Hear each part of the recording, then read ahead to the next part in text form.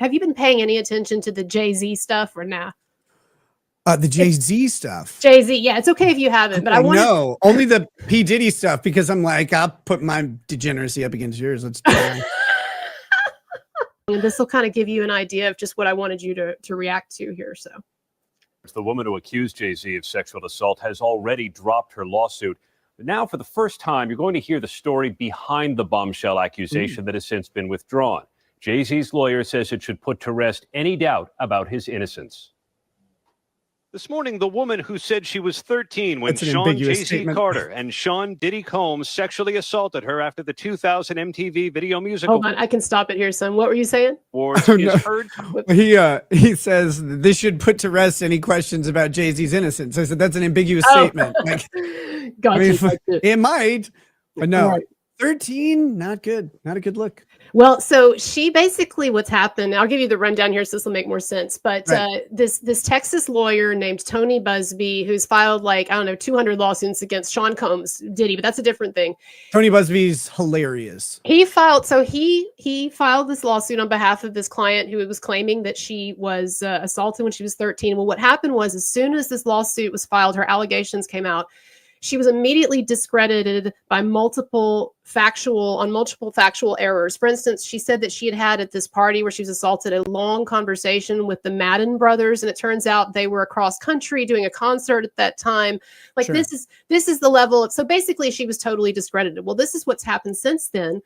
Is someone, I guess Jay-Z, sent some investigators to her house and to chat her up, and she admitted, and this is where we are here, that she lied and that her lawyer got her to lie. So this is what this is. After the 2000 MTV Video Music Awards is heard talking to private investigators about her claim and agreeing that Jay-Z did not assault her. So Jay-Z you're saying he was definitely there, but he had no part in it, or he was there. He was just there, but he didn't have anything to do with any sexual acts towards you. It was strictly, yeah. The woman is also heard saying her lawyer put her up to suing one of the... What's that? Those accents take me home. I was born in Houston, so... yeah, well, I'm in Texas too. It's nice. It's nice to hear. So wait till you hear Busby's accent. So this is the big part of the big news here is that so basically they've got her on tape saying that no, Jay-Z, or admitting Jay-Z didn't assault me. And then here we go. The world's most recognizable stars. He was the one that kind of pushed me towards going forward with him. With Jay-Z. Busby did? Yeah. Do you know why? No. ABC News exclusively obtained a minute-long excerpt of the recording made days after the woman, identified as Jane Doe, permanently dropped her lawsuit against both Carter and Combs last month. The people around Mr. Carter wanted to know what happened behind closed doors. And so they asked for her to be interviewed. The interview occurred, and the tape speaks for itself. She says, in no uncertain terms, Mr. Carter did not do this. It is effectively a lie. And the only reason Mr. Carter is even involved in this is because she was pushed to involve him, pushed to include him by a lawyer. The accuser's lawyer, Tony Buzbee, called it a blatant lie that he pushed Jane Doe to sue Jay-Z. And he sent us this recording of a phone call with his client. They say that they have you on tape denying that Jay-Z assaulted you. Is that true? Is that true? No. Well, they say they have it. I never said that. Okay. They also say that you told them, and they have it on tape, that I, Tony Buzbee, told you to came up with this plan and told you to say that Jay-Z assaulted you so you would get more money. No. Jane Doe said in a court filing, although he needs to bring me a Luann platter. I'm starving. So look, what's your not knowing this case well or whatever, but as a lawyer, what's kind of your immediate reaction to all of this? So without besmirching the good name of Tony Buzbee, who, if you don't know about he's done all kinds of antics. He's kind of a Houston fixture. If you don't know about the tank incident. Tell me the tank incident. No, I want to know. It was like his homeowners association got mad at him for something. So he bought a tank and just parked it in front of his house. Just to piss off the HOA. And I'm like, there's a little respect that needs to happen there. But telling the story in without using Tony Buzbee here, because who knows what happened, right? Right. Jay-Z's lawyer sent some investigators. They asked some leading questions to this woman who I have no idea her level of intelligence, experience, or eloquence, but if she's highly manipulable, they get her to say what they need her to say, and then an audio recording gets sent out exclusively to a major news network, right? Like a great move, a brilliant move by Jay-Z's lawyer.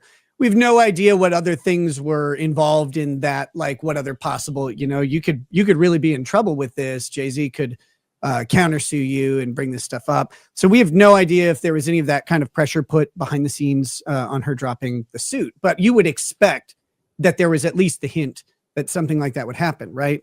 So then Tony Busby has to come back and come up with some way that he didn't do. Like, you need to say, I didn't do this. Right.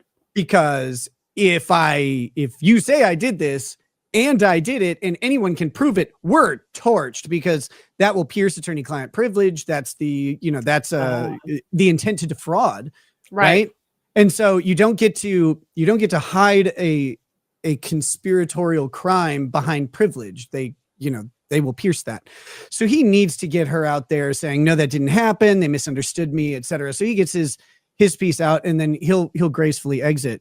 But like, there's this lawyer. Saying basically, I'm sorry, you're saying basically that both of these recordings, we don't really know what preceded them. So both of these recordings, the woman could have just basically been fed some stuff, because actually in both of them, both Jay-Z's side or those investigators, and then also Busby, it kind of sounds like they're leading her. And so this and this Absolutely. and this.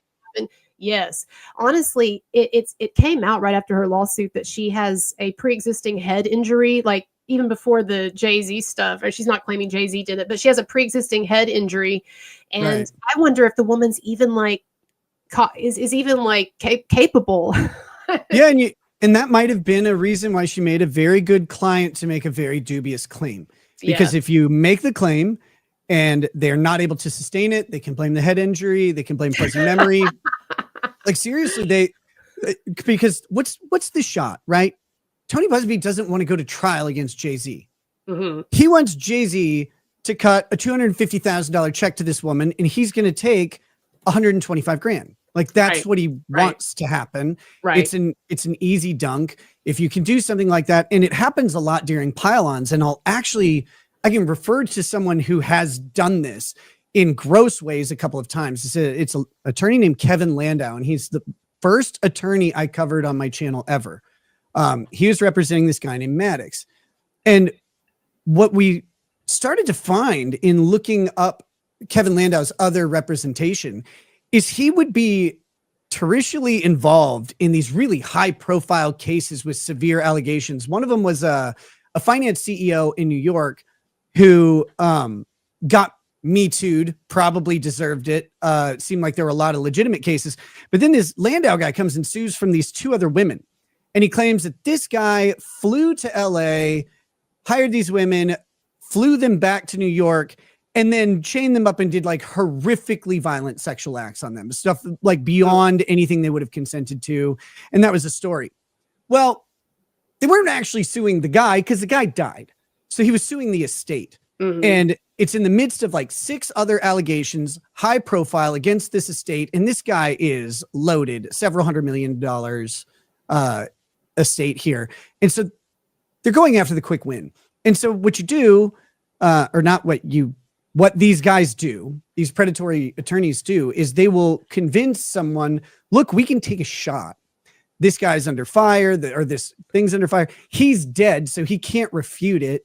All you have to do is try and, the estate may not want to fight it, and we can get in on some of these settlements that are happening. I mean, imagine if you're involved in getting a settlement from Bill Cosby or a Harvey Weinstein as part of the like overflow. You don't want your case to go to trial. You don't want those embarrassing details out there.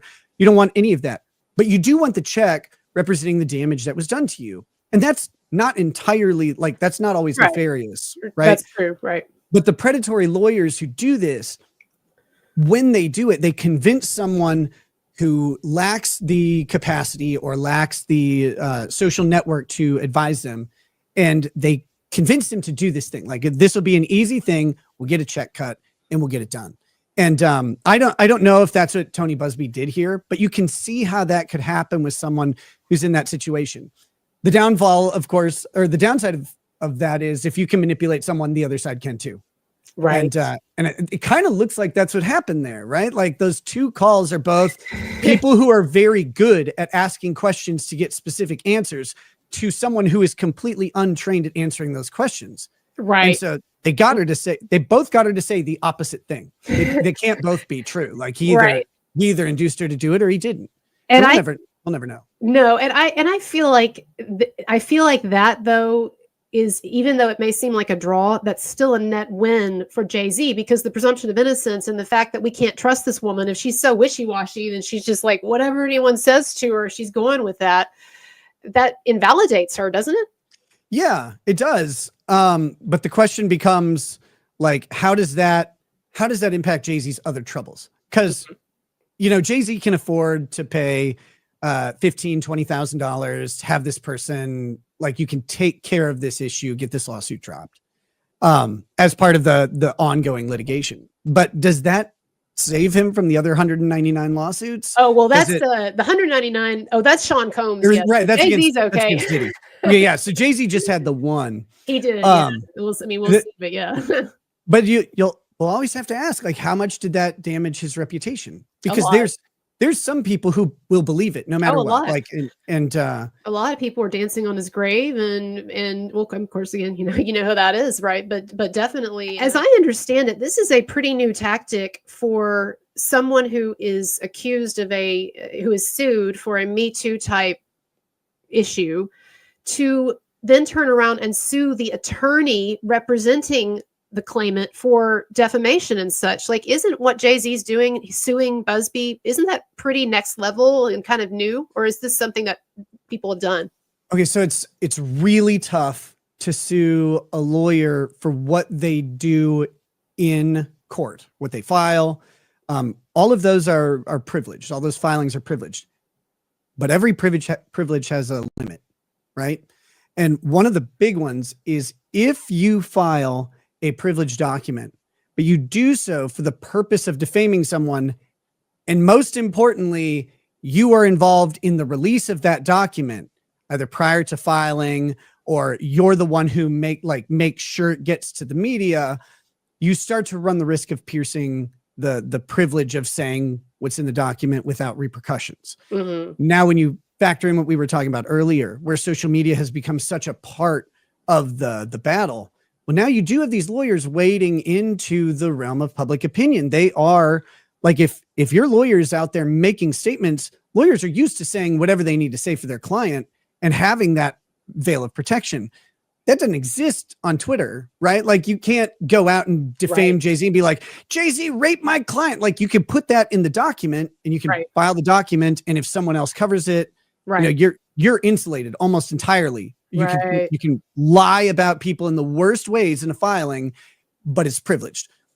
However, if you take those lies and you bring them into the public space, or if you take those lies and you utilize them and it becomes clear that the filing was just a way to try and validate that puts you at risk for litigation. And so we'll probably see more of it as these lawyers do wade into social media.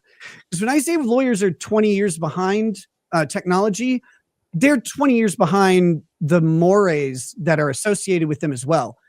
Go look at lawyers on Twitter. Most of them are embarrassing, self included.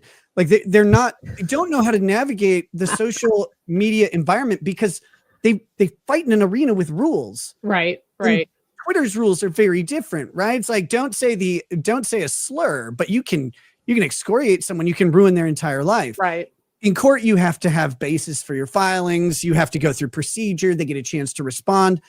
I mean, you can destroy someone on Twitter before they even have a chance to wake up and read about themselves losing their life, And so these lawyers, when you look at their social media and you go, oh, great, these are the people who are going to be fighting for me.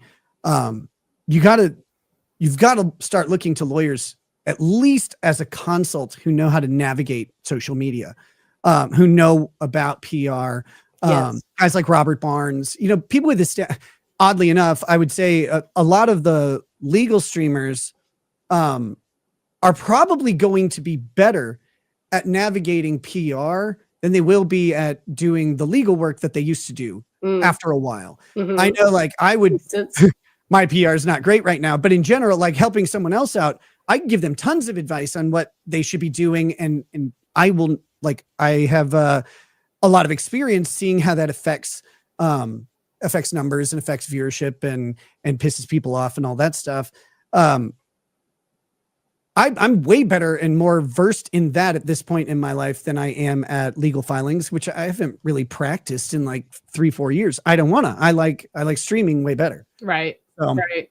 So we're going to see like some really bad social media lawyers come in, and they'll probably expose themselves to tons of liability because they just won't have the feel for it. And I think lawyers who are able to, it doesn't matter what platform, it doesn't matter what format, start developing like large audiences on social media, that will become a high selling point for a very specialized field of law centered around this type of stuff. Right. Right. Celebrity is getting rewritten from people who are known by tens to hundreds of millions of people down to you have 250,000 subscribers on YouTube or 400,000 followers on Instagram. Like you're now a level of celebrity that didn't exist 4 decades ago. Right. And how society deals with it is going to be really odd. Right. Wow. You know, these are some great observations, honestly. And have you thought about starting a YouTube channel, Nick? I've thought about it. I don't know. I had a bad experience.